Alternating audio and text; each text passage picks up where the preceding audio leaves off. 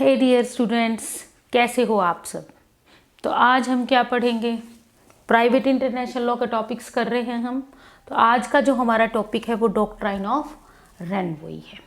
अब doctrine of रेनवोई ये काफ़ी कॉम्प्लेक्स फील होता है स्टूडेंट्स को, इम्पॉर्टेंट है, बट टाइम के साथ ये अपनी सिग्निफिकेंस थोड़ी लूज़ भी करता जा रहा है। वाई? क्योंकि लीगल सिस्टम्स जो हैं वो इतना वेरी करते हैं, तो कई बार तो ये बहुत हेल्पिंग प्रिंसिपल साबित होता है to decide a dispute because there is conflict of law, but some time it leads to absurd results. मतलब कुछ ऐसा हो जाता है कि पार्टीज़ भी भौचक्के हो जाते हैं कि भाई ये रिजल्ट तो नहीं आना चाहिए, या parties never thought of such type of results, क्योंकि in the movement of from one country to another country or it may they move once in their life a country, but 20 साल 30 साल बाद भी सिर्फ वो एक विजिट वाला country अगर उनका डिसाइडिंग फैक्टर बन जाए तो ये एक पॉसिबिलिटी कितनी गलत दिशा में डिसीजन को ले जा सकती है। सेकंड बात, कुछ पॉइंट्स पे लाइक मैरिज हो सकता है, सक्सेशन हो सकता है, विल्स हो सकता है, मतलब इंटरस्टेट या टेस्टामेंट्री, उनमें जो लीगल सिस्टम है ना, municipal laws of countries, they differ a lot. तो ऐसे में अगर किसी लीगल सिस्टम को अप्लाई करा जाएगा तो उसका इम्पैक्ट होगा फॉर श्योर, अगर जहाँ कन्फ्लिक्टिंग लॉ है और उनमें एक वास्ट डिफरेंस है। इसके एग्जांपल मैं आपको बताऊंगी। तो स्टार्ट करते हैं अपना टॉपिक, जो रेनवोई है। सबसे पहली बात, ये रेनवोई वर्ड क्या है? It is from French. इसका जो ओरिजिन हुआ है ना वो फ्रेंच वर्ड है, वहाँ से हुआ। इसका मतलब क्या होता है? इसका जैसे रिटर्न्ड अनओपन्ड और टू सेंड बैक। अब ये क्या मतलब बना? What is this? सी, कभी कभी क्या होता है जब कॉन्फ्लिक्ट ऑफ लॉ होता है, क्योंकि प्राइवेट इंटरनेशनल लॉ है तो for sure there is a conflict of law. तो जब कॉन्फ्लिक्ट ऑफ लॉ होता है तो क्वेश्चन ये अराइज होता है कि देयर इज़ 1 2 3 4 कंट्रीज में इन्वॉल्व, तो कौन से देश का लॉ वो फोरम अप्लाई करेगा? क्योंकि हमने एक प्रिंसिपल लेक्स फोरी का सुना हुआ है कि जनरल रूल क्या कहता है, law of land where the forum is situated. जिस फोरम में आप केस लेके गए हो उसका लॉ अप्लाई होगा। ये तो बेसिक सा प्रिंसिपल है, बट इंटरनेशनल लॉ में हम ये इतना सिंपली अप्लाई नहीं करते हैं।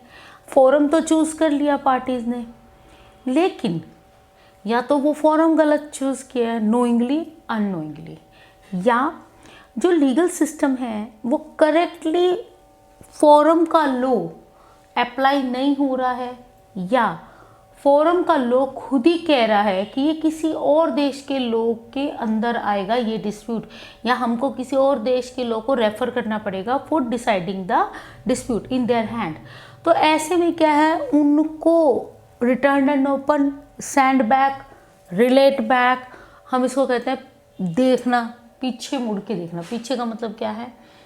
इस फॉरम में केस है मगर ये देख रहा है किसी और देश के लॉ को, क्योंकि उनके अकॉर्डिंग तो वो देश ज़्यादा अप्रोप्रिएट है कि उस डिस्प्यूट को उस देश के लॉ के अकॉर्डिंगली ही डिसाइड करा जाए। ठीक है, तो ऐसे में क्या करा जाता है कि जब एक फॉरम में केस आए, सपोज इसका एक एग्जाम्पल समझिए, कोई ए है, ये मान लो इंडिया का नेशनल है, ठीक है, इंडिया है का नेशनल है यानी इंडियन बंदा है, but now he move to Britain. ठीक है, यहाँ का इसने डोमिसाइल ले लिया, मगर यहाँ से ये चला गया फ्रांस में। ठीक है, फ्रांस से चला गया इटली में। ऐसा भी तो हो सकता है ना कि भले इसने डोमिसाइल यहाँ का ले लिया, लेकिन ये या तो बिजनेस पर्पज़ के लिए या टूरिज्म पर्पज़ के लिए या कंट्री को एक्सप्लोर करने के लिए ये ऐसे ऐसे जा रहा है कहीं पे, और इसकी डेथ या तो इस कंट्री में हो गई मे बी, या इसमें हो गई मे बी। नाउ क्वेश्चन क्या राइज होता है, फोरम हमेशा वो बनेगा जिस कंट्री में डेथ हुई है, क्योंकि वहाँ पे इमीडिएटली एक एक्ट हो गया, एक कोज ओरिजिनेट हो गया। ज़्यादातर जो रेनवोई है ना वो प्रॉपर्टी के सक्सेशन, विल्स, मैरिजेस, इनमें बहुत अप्लाई होता है, रेस्ट में इतना नहीं होता, जैसे कॉन्ट्रैक्ट वगैरह में होता ही नहीं है, फेबली अप्लाइड। तो ऐसे में क्या है, जैसे सपोज ये जो पर्सन है ना ए, ये इंटरस्टेट एक्सपायर हो गया, इसने कोई विल नहीं बनाई, तो अब इसका सक्सेशन कैसे होएगा? इंडियन है तो भाई इंडियन तरीके से होना चाहिए, लेकिन फ्रांस कह रहा है डोमिसाइल के, कि फ्रांस का लॉ कह रहा है कि ये जो पर्सन की डेथ हुई है, इसकी जो प्रॉपर्टी है as per the domicile of this person will be decided. तो he returned back, send back, कि डोमिसाइल तो ब्रिटेन का है, इंग्लैंड का डोमिसाइल है, तो इसका मतलब है इंग्लैंड का लॉ अप्लाई होगा। लेकिन इंग्लैंड का लॉ ये कह रहा है कि हम तो कहते हैं नेशनैलिटी जो है ना पर्सन की, वो डिसाइडिंग फैक्टर है, तो नेशनैलिटी तो इंडिया की है। इसका मतलब भले ये बंदा फ्रांस में इसकी डेथ हुई है, ये इंग्लैंड का डोमिसाइल है, लेकिन लॉ क्या इंडिया का अप्लाई हुआ, हो सकता है इंडिया भी ये कह दे कि नहीं, domicile is the deciding factor, तो फिर ही है। ऐसे तो चेन रिएक्शन स्टार्ट हो जाएगी। इसका मतलब ऐसा भी नहीं है कि आप एक देश से दूसरे देश से तीसरे देश से चौथे देश में आप ऐसे देखते ही चले जाओ कि कौन सा लोग, नहीं, देयर इज सम लिमिटेशन। तो रेनबोई इस कंसेप्ट का नाम है to send back, to return unopen. इसका मतलब without going deep into the merits of case, आप सिर्फ बिफोर हैंड आपको ये दिख रहा है इस केस में एक फॉरेन एलिमेंट का इन्वॉल्वमेंट है और एक दूसरा लीगल सिस्टम भी इन्वॉल्व है, तो क्या ये जो पर्सन है इसको डेल्ट करा जाएगा, यानी जो भी इशू है उसको डेल्ट करा जाएगा इस पर्सन से रिगार्डिंग उनके लॉ के अकॉर्डिंग, उनका मतलब फॉरम के लॉ के अकॉर्डिंग, या उनका लॉ कह रहा है कि कोई दूसरा लॉ अप्लाई होगा, तो they have to return unopen. उसको इशू को मत छेड़ो, पहले यही देखो कि लॉ कौन सा अप्लाई हुआ, तभी तो कुछ आगे चलेंगे ना। लेकिन it is not as simple कि जिस देश का जो दिल आए वो लॉ अप्लाई करेंगे, नहीं। इसका मतलब है जो रेनबोई का प्रिंसिपल है ना, एक तो इसका पर्पस क्या है ना, ये हमको पता चल गया ऐसे होता है, तो एक पर्पस तो हमको ये समझ में आ ही गया है। क्या पर्पस है? पर्पस ये है कि डिस्प्यूट को सही तरीके से रिजॉल्व करना। लिटिगेशन में अगर इस तरह का कंफ्यूजन है कि नेशनैलिटी एक देश की है, डोमिसाइल किसी और देश का है, person currently at the time of death is living in some other country, so 3 legal systems are involve. तो ऐसा तो नहीं है सभी लीगल सिस्टम उसके बारे में एक ही बात कह रहे हैं, कोई सिस्टम अलग अलग कह रहे हैं, कोई सिस्टम प्रॉपर्टी को अलग तरीके से, जैसे फॉर एग्जांपल अगर इंडियन है, अगर वो हिंदू है मरने वाला, तो there is Hindu succession act, if he is Muslim तो Muslim personal law is there, तो बिल्कुल ही इनहेरिटेंस का रूल अलग है इंडिया में। लेकिन यही अगर इंग्लैंड में है तो रूल अलग है। ये पर्सन भी अगर लेजिटिमेट बच्चा है, इलेजिटिमेट पर्सन है, तो इसकी इनहेरिटेंस का पैटर्न बदल जाएगा और हर देश में ये अलग होता है। तो ये जो रिटर्न्ड सैंड बैक हम कह रहे हैं कि रिटर्न अनओपन या सैंड बैक कर दो और हम लुक बिहाइंड करते हैं, ये कितनी तरीके से कर सकते हैं, यानी टाइप्स ऑफ रेनबोई, यानी सभी देश एक ही तरीके से नहीं चलते हैं, ये टाइप है। तो हमारा एक है सिंगल रेनबोई, इसी को हम पार्शियल रेनबोई भी कहते हैं। इसी के रिगार्डिंग इंटरनल लॉ थ्योरी भी है।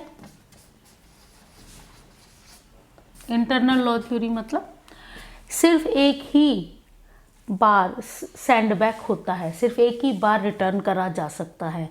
अगर जो कंट्री, जैसे फॉर एग्जांपल इसमें कौन से कंट्री है, फॉर एग्जांपल अगर हम स्पेन और इटली की बात करें, क्योंकि बहुत सारे एग्जांपल आपको बुक्स में भी स्पेन, इटली, फ्रांस, इंग्लैंड यही मिलेंगे। अगर आप स्पेन, इटली की बात करो तो ये सिंगल रेनबोई सिस्टम को फॉलो करते हैं। इसका मतलब क्या है? फॉर एग्जाम्पल जो मैंने अभी एक पीछे एग्जाम्पल दिया था, अगर उसमें इटली भी होता तो या स्पेन होता तो ये सिर्फ एक बार ही रिटर्न करते हैं, यानी उससे अगली चेन का जो लिंक है ना वहीं पे स्टॉप हो जाता है, आगे चेन नहीं चलती, यानी वन रमीशन स्टॉप, बस अब वो जो देश कह रहा है ना वही लो अप्लाई होगा। वो देश अगर कुछ और भी कह रहा है तो ऐसा नहीं माना जाएगा। तो ये है सिंगल रेनबोई। इसकी जो सेकंड टाइप होती है वो होती है डबल रेनबोई। सेकंड है डबल रेनबोई। और ये जो डबल रेनबोई है इसी को हम टोटल रेनबोई भी बोलते हैं। और जो थ्योरी इससे एसोसिएटेड उसको फॉरेन लॉ थ्योरी बोलते हैं।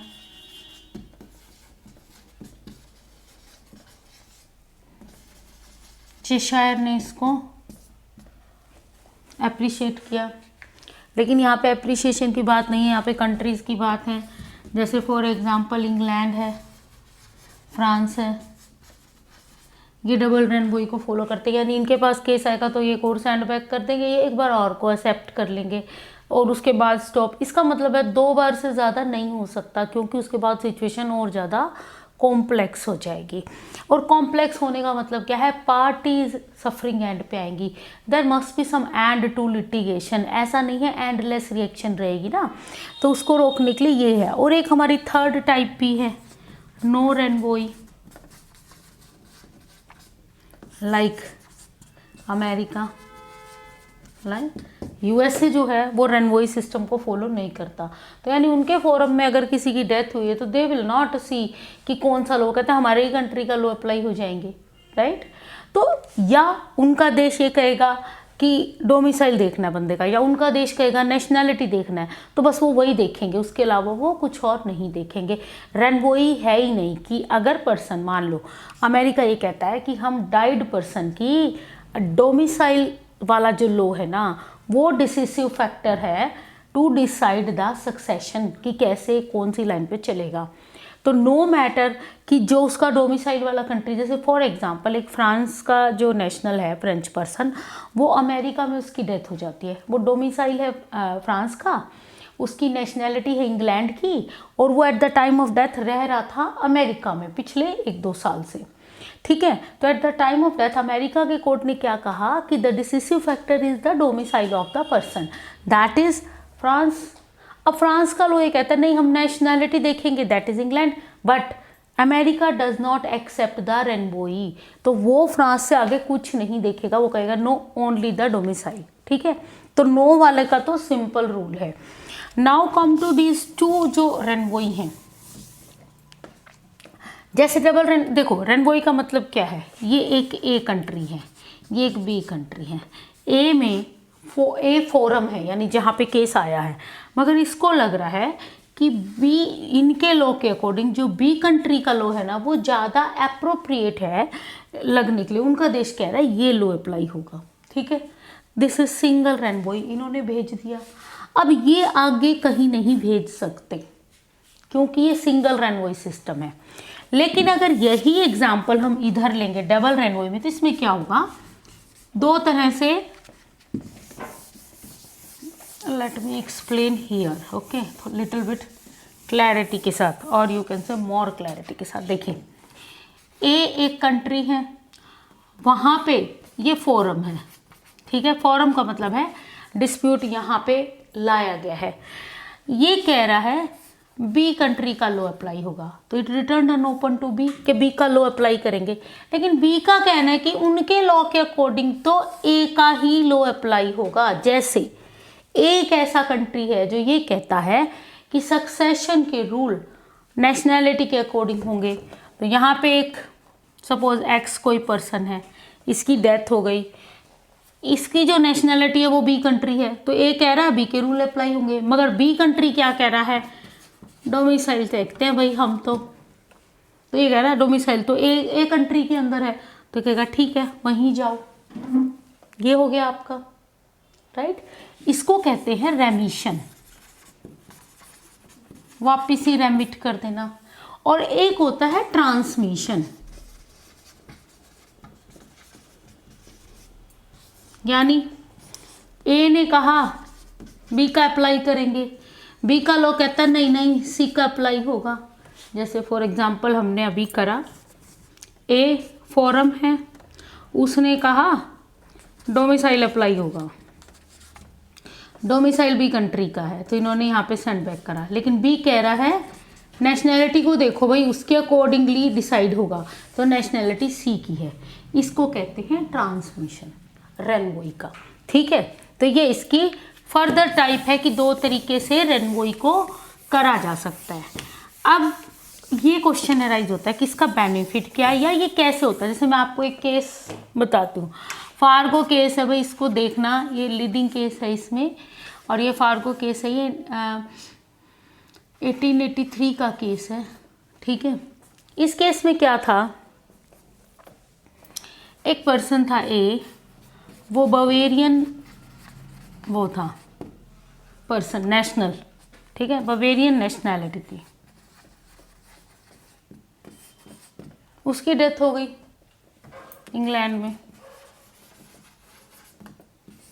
तो इंग्लैंड क्या कह रहा है, हम तो लॉ ऑफ डोमिसाइल देखते हैं।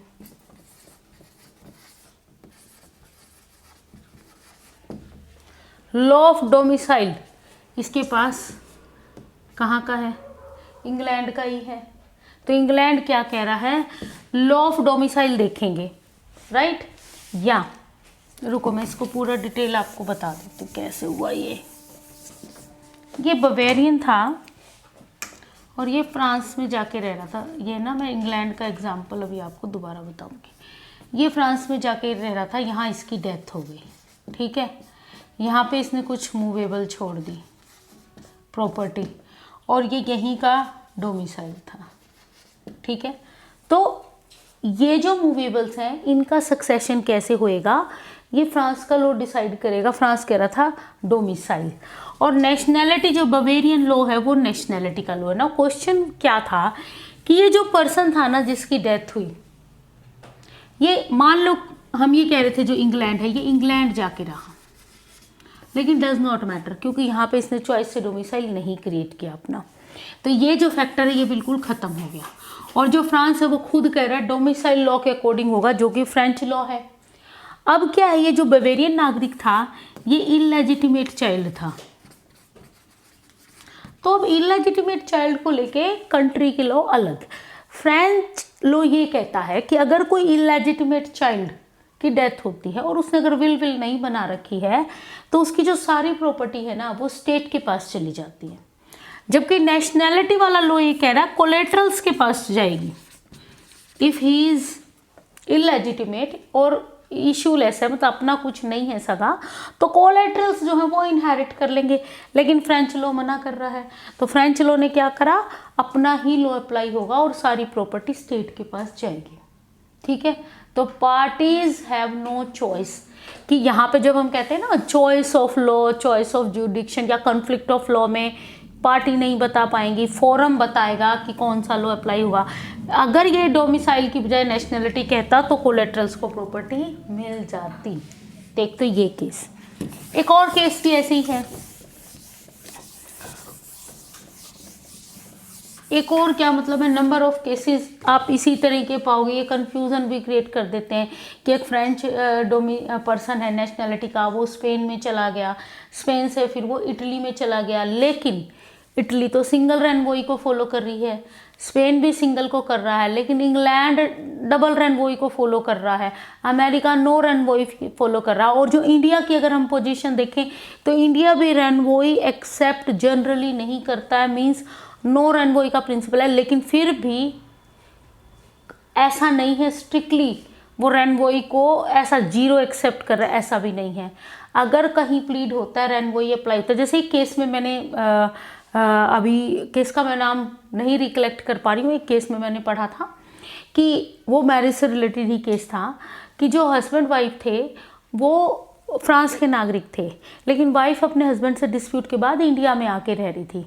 तो क्वेश्चन ये था कि सारी प्रॉपर्टी वहाँ है, बहुत लंबे समय से वो जो फ्रांस है वहाँ पे रह रहे हैं, उनके वो फ्रेंच डोमिसाइल हैं, और जो मूवेबल्स और इमूवेबल्स हैं वो फ्रांस में ही सिचुएटेड है। तो इंडियन कोर्ट ने क्या कहा, despite of the fact that this is the correct forum, जुडिक्शन ठीक है, because wife is living at the time, India में रह रही है तो वो इंडिया में केस फाइल कर सकती है, but for the decision of the case means law कौन सा अप्लाई होगा, वो फ्रेंच सिविल कोड अप्लाई होगा एंड जो प्रॉपर्टीज़ हैं वो फ्रेंच लॉ के अकॉर्डिंग ही होंगी।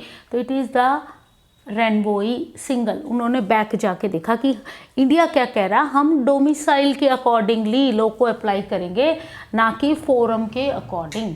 तो this case it self shows that कि रेनबोई को अप्लाई इंडिया कर रहा है। तो धीरे धीरे अगर हम करंट में देखें तो धीरे धीरे रेनबोई जो है ना वो अपनी एक इम्पॉर्टेंट प्रिंसिपल है, लेकिन बहुत देश इसको एक प्रॉब्लम फील करते हैं। जैसे एक बहुत इंटरेस्टिंग केस है री कैली का, ठीक है, ये 1942 का केस है। ये इतना इंटरेस्टिंग केस इसलिए भी है कि इतने एब्सर्ड रिजल्ट क्रिएट करे। मतलब आप खुद सोचो ऐसा क्या हुआ कि ये एक फीमेल थी जो कि अपने जब उनके जो फादर थे वो पूरे यूरोप में जगह जगह घूमे, वो इंडिया भी आए।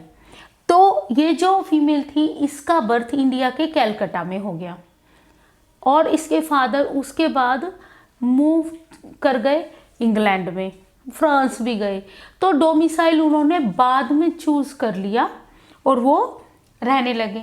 लेकिन बाद में चाहे नो इंग्लैंड का करो चाहे फ्रांस का करो या कुछ भी करो, यहाँ पे डिसिसिव फैक्टर क्या हुआ, जब ये लेडी अपनी 62 ईयर एज में जब इसकी डेथ हुई तो सरप्राइजिंगली वो इतने लंबे समय से इंडिया में रह रही थी, अपने फादर के साथ वो नंबर ऑफ कंट्रीज़ में रही। उनके फादर ने इंग्लैंड का डोमिसाइल एक्वायर करा, लेकिन जब ये रेनबोई के प्रिंसिपल को अप्लाई करा गया तो उनका जो डोमिसाइल था वो डोमिसाइल ऑफ ओरिजिन को माना गया and that is Ireland. And she like India में बर्थ हुआ, लेकिन इंडिया का लॉ ये कहता है कि बच्चे का बर्थ डिसिसिव फैक्टर नहीं है। Eight the time of birth father का जो डोमिसाइल है वो क्या है, ठीक है। तो जो फादर का डोमिसाइल था वो क्या था, आयरलैंड। और यहाँ ये आयरलैंड में कुछ समय ही थे, ऐसा भी नहीं है बहुत लंबे समय थे। आयरलैंड में उस समय डोमिसाइल थे और कुछ समय बाद ही वो वहाँ से मूव आउट कर गए। ये जो फीमेल थी ये एक बार सिर्फ अपने फादर के साथ वेरी वेरी शॉर्ट स्पैन के लिए आयरलैंड देखा था। She never stayed in Ireland, she has no connection with Ireland. But ironically जो ये चेंज स्टार्ट हुई रेनबोई की, डबल रेनबोई का प्रिंसिपल फॉलो किया गया, वो एंड हुआ नेशनैलिटी पे। लेकिन नेशनैलिटी अपना इतना सिग्निफिकेंस नहीं है, डोमिसाइल ऑफ ओरिजिन क्या है। तो despite of fact that she stayed for 47 years of in some country, she has domicile of other country, place of birth is other country, but the property is devolved as per the rule of Ireland, where she never thought of कि ये law क्या है, क्योंकि Ireland में उसका कोई connection नहीं था। लेकिन despite of all this fact कि उसके बर्थ के टाइम पे उसके फादर आयरलैंड में थे और उस शॉर्ट स्पैन के लिए उन्होंने डोमिसाइल आयरलैंड का था, तो इसका भी जो वो है बच्चे का डोमिसाइल है वो आयरलैंड बन गया। अपना खुद का स्टे, अपना जो चॉइस था वो सब वैनिश आउट हो गया। तो it is the example of very absurdity of doctrine of renvoi. तो इम्पॉर्टेंट लॉ है, लेकिन ऐसा भी नहीं है फुल प्रूफ लॉ है। ऑब्वियसली कुछ इस तरह के रिजल्ट्स, कुछ डिफ़िकल्टीज़, फिर ये एक और जो डिस्पैरिटी है लॉ में कि कुछ कंट्री सिंगल रेनबोई फॉलो कर रहे हैं, कुछ कंट्री डबल कर रहे हैं, कुछ कर ही नहीं रहे हैं, कुछ पहले कर रहे थे अब वो रिनाउंस कर चुके हैं। तो ऐसे में सिस्टोमेटिक या फिर एक ही तरह के रिजल्ट नहीं आते, बड़ी ही वेरिएंस नज़र आएगी। सेम तरह के केसेस में डिफरेंट कंट्रीज़ में आपको वेरिएबल रिजल्ट मिलेगा, तो रिजल्ट आपको पता नहीं कि क्या निकलेगा एट द एंड। जब आप फोरम में गए आप क्या सोच के गए, लेकिन लॉ कौन सा अप्लाई हुआ और उससे एंड रिजल्ट कितना डिफर हो सकता है, पार्टीज़ कई बार इमेजिन भी नहीं कर पाती। So dear student, this is the principle of renvoi. I hope आपको क्लियर हो गया होगा। इफ़ नॉट तो कमेंट सेक्शन में पोस्ट कर दो, आई विल क्लैरिफाई इट। और कोई और पर्टिकुलर टॉपिक पे आप वीडियो बनवाना चाहते हो, like not private international, some other subject also, because exams आपके स्टार्ट होने वाले हैं, सेमेस्टर सिस्टम आपका विंटर का चल रहा है। If you have any problem in any subject और topic, you please post in the section. I will make video. Okay, bye bye.